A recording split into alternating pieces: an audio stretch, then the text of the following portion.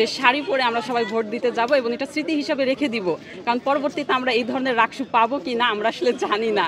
তো সবকিছু মিলে আজকে এখন এসে যে লাইনে দাঁড়াচ্ছি, তো সবকিছু মিলে আসলে অনুভূতি অনেকই ভালো লাগতেছে আমাদের। বিয়ের সময় কিছু জিনিস মানা করা যায়, কিন্তু নির্বাচনের সময় আসলে মানা করা যায় না, নাহলে ভোট মিস হয়ে যাবে। রাবিতে ৩৫ বছর পর রাকসু অনুষ্ঠিত হচ্ছে। তো গতকালের আগের দিন আমরা লাস্ট প্রচারণা ছিল, তো সেদিন আমরা আসছি। তো রাস্তায় অনেক লিফলেট দিছে, তো আমরা অনেক কিছু কালেক্ট করছি সন্ধ্যা পর্যন্ত, একদম রাত 11টা পর্যন্ত আমরা ছিলাম। একটা সার্কেল নিয়ে আসছিলাম ফ্রেন্ড সহ বিভিন্ন হল থেকে। তো গতকালকে আমরা পরিবহন মার্কেটে আসছি, এখানে মেহেদি অনুষ্ঠান ছিল। তো ওইখানে আমরা বিভিন্ন ধরনের প্রার্থী যারা ভিপি পদে ছিল তাদের সাথে দেখা হয়েছে, এজিএস জিএস।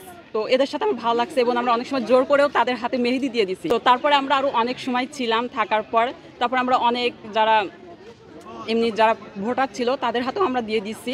তো এরপর আমরা যখন হলে চলে যাই, তো হলে গিয়ে প্রত্যেকটা রুমে যখন আমরা যাচ্ছিলাম ব্লকগুলাতে, তো দেখতেছিলাম যে মানে ভার্সিটিতে কী হয় যে আগের রাতে মানে সিলেবাস কমপ্লিট করে একটা কম্পিটিশন হয়ে যায়। তো দেখা যাচ্ছে রাকসু বিষয়ে যে সব লিফলেট নিয়ে তারা বসে গেছে একদম ফ্লোরে।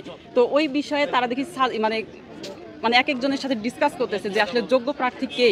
মানে 903 জনকে আসলে 3 জনের মধ্যে থেকে 43 জনকে নির্বাচন করে, এটা আসলে অনেক টাফ। তো মনে হচ্ছিল যে এখানে মানে প্রার্থী হওয়াটাই বেশি বেটার, মানে যারা ভোটার তারাই আসলে চিন্তার মধ্যে পড়ে গেছে। তো অনেক কিছু করার পর সবাই মিলে আমরা একটা লিস্ট তৈরি করছি এবং